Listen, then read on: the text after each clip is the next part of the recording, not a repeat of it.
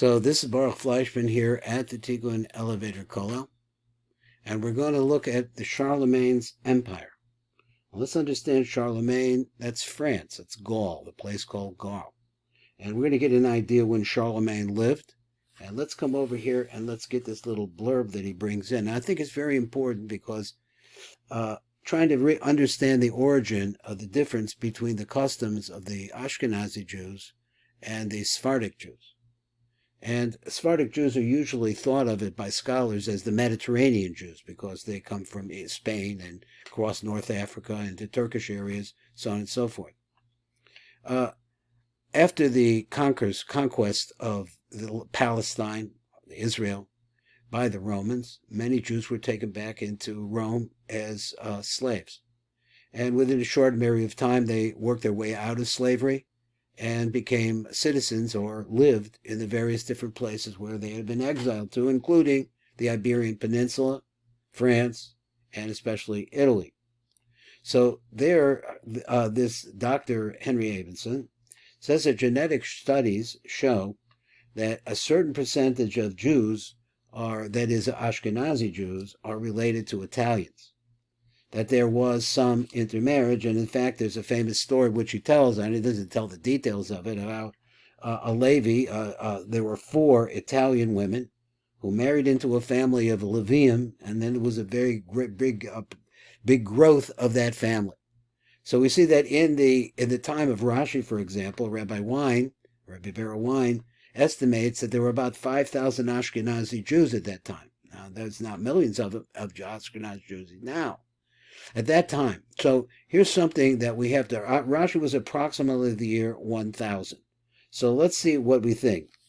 And King Charles, that's Charlemagne, sent to the king of Babylonia. Now look, you're talking about a long way away. We'll look at a map in a minute and get an idea what we're talking about. Asking him to send Jews, descendants of the house of David. And he agreed and sent him a wise and important person, Reb Machir by his name, who was settled in Narvon. Now, let's just go over here and take a look at this. He's saying like this. He says that the Charlemagne sent across from here all the way down by boat, so on and so forth, into what is today Baghdad, to bring back a certain important person by the name of Machir, by name, who was settled in Narvon. Narvon is, where is Narvon? Narvon, I'm not sure yet. There it is. It's on the coast. And they brought this man to this place, and he was given a big landed property. In the time the city was conquered from the Israelites. So this was at the time, in the time the city was conquered from the Israelites. Apparently, there were a lot of Jews there. Now, this is a quote. And when the city was conquered, the king divided it into 3 parts. One was given to Don Imeric, the city's governor. The second part was given to the local bishop. The third part was given to this Reb Machir, who became enriched and was granted freedom. And the king gave to the local Jews good laws, signed by the King Charles himself through privileges accepted by his descendants. And those who tried to persecute them, they would complain to the king, who would order reprisals. And immediately order was restored. Narbonne is under the rule of France, and this is Rabbi Machir, his descendants, were in their time leaders at the head of various dispersions. So this is a quote from Reb Avraham Ibn Daud, the Book of Tradition, number 1, and he says that it's edited. They have a copy of it in Oxford, and from 1888. So what he's saying over here is that there was a time when the Jewish community was conquered by this King Charles. Now, I'm not sure if Charles and Charlemagne is the same person, but at any rate, we see the beginning of the Babylonian influence in Ashkenaz, because difference between Spain and France is the home of Ashkenaz, at least at this time. So we have these different ideas of the blending of Jews who mixed with Italians moving into this area, but also that they were brought in from all the way back in Baghdad and places like that in the east, rabbinic scholars who came into this area too, bringing the Babylonian outlook on Judaism. So let's read what he says here. Charlamagne, he lived in this time, and there's apparently a tombstone in Auch. Let me see if you can see this. I'm not sure what Auch means. This is some of the language and the kind of letters that they used over there. Charlamagne lived at the time between 768 and 814. The central Carolingian figure had his name linked with many Jewish and Christian legends, one of which is the legend concerning the role he played in the Jewish settlement in Narbonne and Mainz, and particularly with the tradition that he was instrumental in having Torah study transferred from Baghdad to Narbonne. Now, I think this is very, very significant to understand the origins of the difference between the Babylonians and the Ashkenaz, who have a Babylonian perspective, who spend a tremendous time, all their time really, in advanced study of the Babylonian Talmud, and the Jews of Spain, who are really a much different kind of group of people and got very deeply involved in the study of mysticism. Charlemagne was the first Western ruler to send a commercial delegation to the Caliph Harun al-Rashid, and it was this delegation that renewed and revived trade relations between Christian Europe and Eastern Islam. A Jew called Isaac was a member of the delegation and was the only one to complete the mission and return safely. The relationship between Charlemagne and the Jews, and the protection he extended to them, is expressed in his edicts. One can assume that the foundations for the charters of privileges for the Jews were laid during his reign. Now, understanding over here that Rashi is the time year approximately 1000. So this is like 3 generations or a few generations later, as the foundations of the Ashkenaz community are laid. So this is, I think, a very important idea if you're trying to understand how did this difference come about between the Sephardim and the Ashkenaz, is that Charlemagne was behind bringing Jews of scholarly bent from the Far East, from Babylon, and bringing them to France. There were 3 extant charters of privileges from the Carolingian period, all dating from the reign of Louis the Pious, 814 to 840, one given to Rev Domatus, the second to several Jews from Lyon, David, Joseph, and their compatriots, the third to Abraham of Saragossa. The 3 charters provide a wealth of information about the history of the Jews in Europe, and particularly in the Carolingian Empire, that is, from Charlemagne. It said Jews in Europe, and particularly in Carolingian Empire.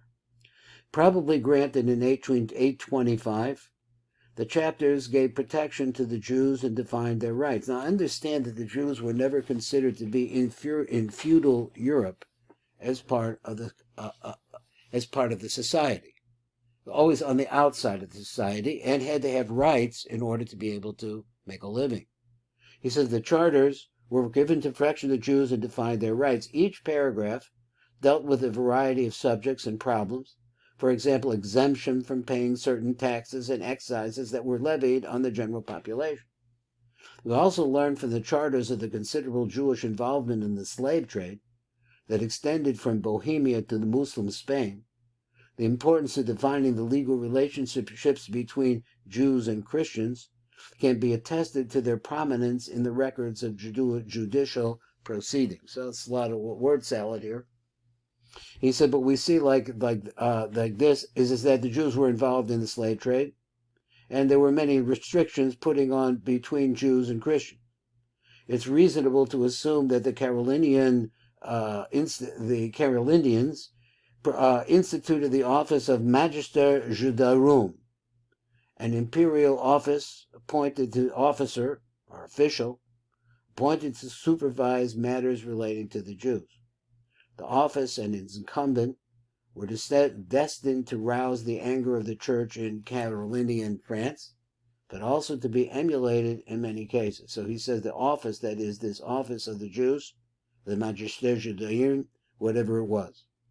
Relationship with the crown were of primary importance, since the right of residence for Jews in the Carolinian state, as in every other state, depended upon the crown's approval. So we were always at the will of the authorities.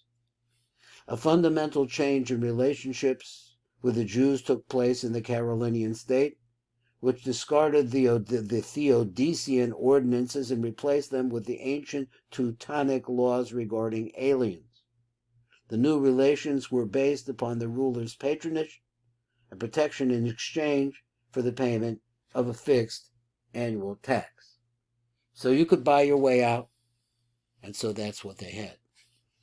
Let's come down here and let's look this a little bit closer.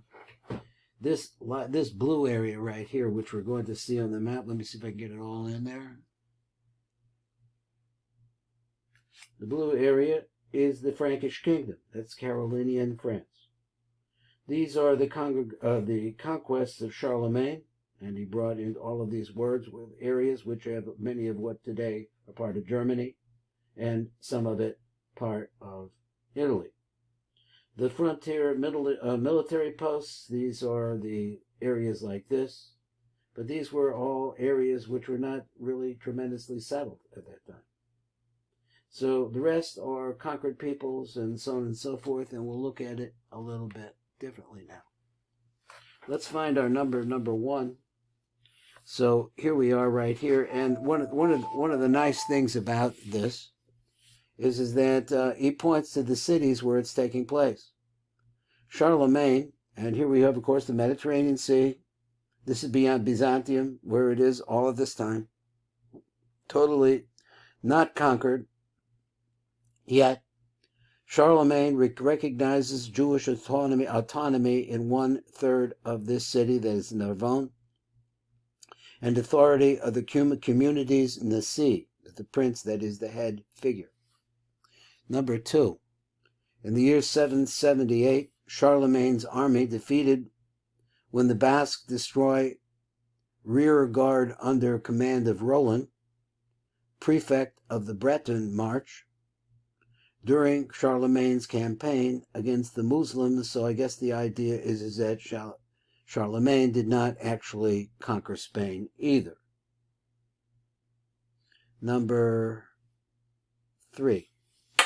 In the year 797, and now we're almost at the end of the 8th century, Charlamagne sends delegation to Caliph Harun al-Rashid of Baghdad with Jewish merchant Isaac as an interpreter. Then in 1802, Isaac makes his way back.